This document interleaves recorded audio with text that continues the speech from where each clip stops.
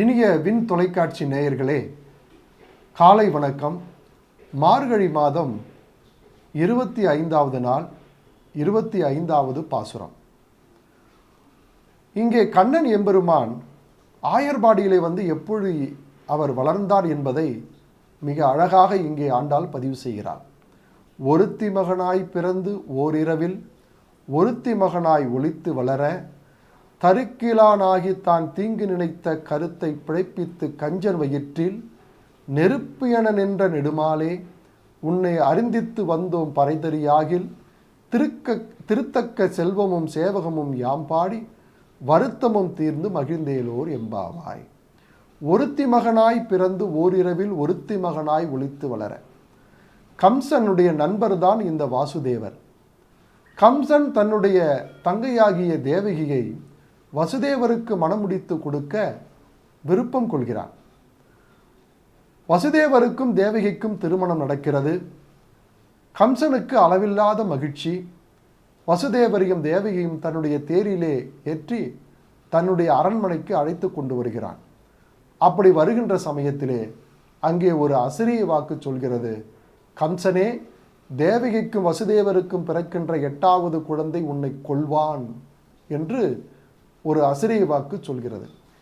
ஏன் கம்சனை கொல்ல வேண்டும் என்றால், கம்சன் மிகப்பெரிய ஒரு அட்டூழியக்காரன். தேவர்களுக்கும் மனிதர்களுக்கும் ரிஷிகளுக்கும் யோகிகளுக்கும் சொல்லன்னா துயரத்தை கொடுத்தவன் கம்சன். எனவே அவன் அழியக்கூடிய நேரம் வந்துவிட்டது. எனவே எம்பெருமான் துவாபர யுகத்திலே கண்ணனாக அவதாரம் எடுக்கப் போகிறார். இந்த செய்தினால்தான் அசிரிய வாக்கு சொல்லியது, 8வது குழந்தை உன்னை கொல்வான். இதை கேட்ட உடனே கம்சனுக்கு பெரும் கோபம் வந்துவிட்டது. தேவகியும் வசுதேவரையும் அழைத்து கொண்டு போய் ஒரு பாதாள சிறையிலே அடைக்கிறான். சங்கிலியால் அவரை பிணைக்கிறான். அப்பொழுது தேவகிக்கு முதல் குழந்தை பிறக்கிறது. அந்த குழந்தையை கம்சன் கொன்று விடுகிறான். இப்படி 6 குழந்தைகளை கம்சன் கொன்றுவிட்டான். கடைசியாக 7வது குழந்தை, அந்த கரு வளர்கிறது. யோக மாயாவின் மூலமாக அந்த கருவானது வசுதேவருடைய இன்னொரு மனைவியாகிய ரோகினுடைய வயிற்றிலே அந்த கருவானது கடத்தப்படுகிறது. அவர்தான் பலராமன். 8வதாக கண்ணன் எம்பெருமான் அவதரிக்கிறார். அப்படி அந்த குழந்தை பிறந்தவுடனே ஒரு அசிரிய வாக்கு சொல்கிறது, வசுதேவரே, இந்த குழந்தையை ஒரு கூடையிலே வைத்து கொண்டு இந்த பாதாள சிலையிலிருந்து வெளியிலே செல்லுங்கள். யமுனை நதிக்கரையை கடந்து போனால் அங்கே நந்தகோபருடைய மாளிகை இருக்கிறது. நந்தகோபருக்கு ஒரு பெண் குழந்தை பிறந்திருக்கிறது. அந்த பெண் குழந்தை வேறு யாரும் அல்ல, அவள்தான் யோகமாயா. எனவே அந்த பெண் குழந்தை அங்கே பிறந்திருக்கிறது. நீ இந்த கண்ணனை எடுத்து கொண்டு போய் அங்கே நந்தகோபரிடத்திலே கொடுத்துவிட்டு அங்கே இருந்த பெண் குழந்தையை எடுத்து கொண்டு வந்து தேவகியினுடைய அருகிலே வைத்துவிடு என்று அசிரிய வாக்கு சொல்கிறது. அதன் பிரகாரம் வசுதேவர் ஒரு கூடையிலே மாட்டினுடைய தொழுவத்திலே இருப்பது மாட்டினுடைய அந்த சாணங்கள், அந்த வைக்கோல்களை எல்லாம் வைத்து அந்த கண்ணன் எம்பெருமானை, குழந்தையாகிய கண்ணன் எம்பெருமானை தூக்கி அந்த கூடையிலே வைத்து கொண்டு வசுதேவர் புறப்படுகிறார். யோக மாயாவினுடைய மாய லீலைகளினாலே பூட்டப்பட்டு கிடந்த கதவுகளெல்லாம் அப்படியே திறக்கின்றன. அப்படியே வசுதேவர் செல்கிறார். யமுனை நதியிலே பெரும் வெள்ளப்பெருக்கு ஓடுகிறது. மழை பொழி பொழி என்று பொழிகிறது. இப்போ கண்ணன் எம்பெருமான் நனைந்து விடக்கூடாதல்லவா? எனவே 1000 தலைகளை கொண்ட ஆதிசேஷன் தனது அப்படியே படம் எடுத்து கண்ணன் எம்பெருமானை காக்கிறார். ஆதிசேஷன் குடையாக பிடிக்க வசுதேவர் அந்த கூடையிலே வைத்து அந்த குழந்தையை யமுனை நதிக்கரையை கடக்கிறார். யமுனை நதிக்கரை வர வர வர வெள்ளம் பெருக்கெடுத்து வருகிறது. வசுதேவருடைய கழுத்து வரை வெள்ளம் வந்துவிட்டது. இதற்கு அழகான ஒரு வியாக்கியானம் சொல்கிறார்கள். ஏன் அவ்வாறு யமுனை பெருக்கெடுத்து ஓடினாள் என்றால், அந்த கூடையிலே வைக்கப்பட்டிருக்கக்கூடிய கண்ணனுடைய பாதங்கள் இருக்கின்றல்லவா, அது அப்படியே வெளியில் அப்படியே தொங்கிக்கிட்டு இருக்கான். இப்போ யமுனைக்கு ஒரு ஆசை, அவருடைய திருவடியை தொட வேண்டும் என்று ஆசை. எனவே அவள் அப்படியே பெருக்கெடுத்து வந்து வசுதேவருடைய கழுத்து வரை நின்று விட்டாள். அப்பொழுது கண்ணன் எம்பெருமானுடைய பாதமானது அப்படியே அந்த நீரிலே படுகிறது. கண்ணன் எம்பெருமான் அந்த காலை எடுத்து யமுனை நதி கரையை அப்படியே உதைக்கிறாராம். இதை கண்ட யமுனை மகிழ்ச்சி கொண்டாள் என்று வியாக்கியானம் சொல்கிறார்கள். அப்படி நந்தகோபருடைய அரண்மனைக்கு வசுதேவர் அந்த கண்ணன் எம்பெருமானை அழைத்து வருகிறார்.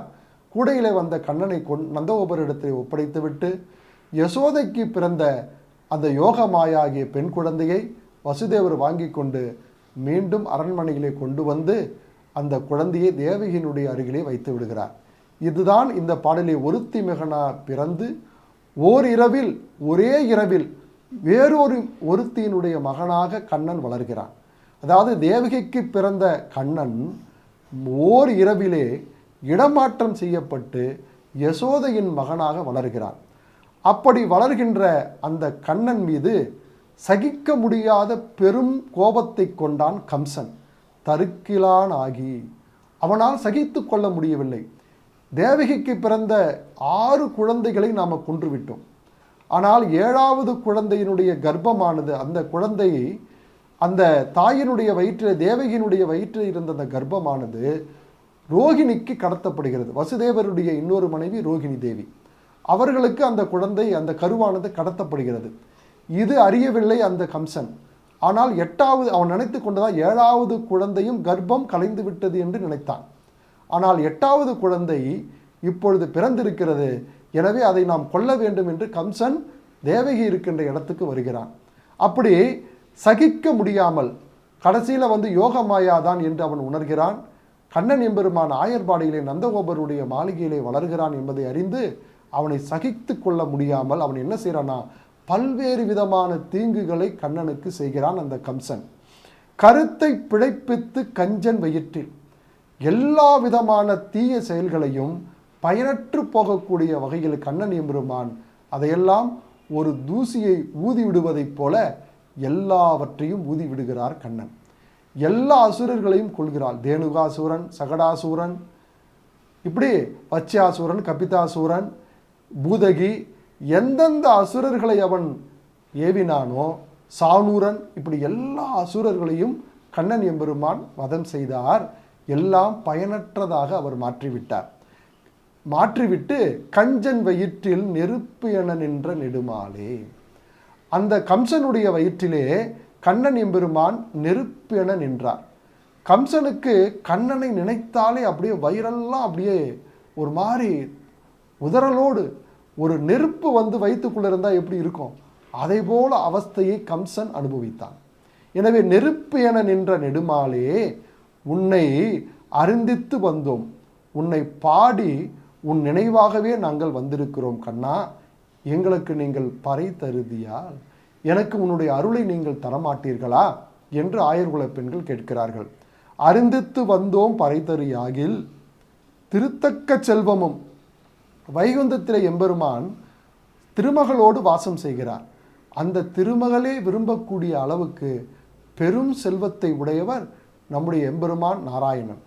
அந்த நாராயணன் தான் கண்ணனாக அவதாரம் எடுத்து வந்திருக்கிறார்.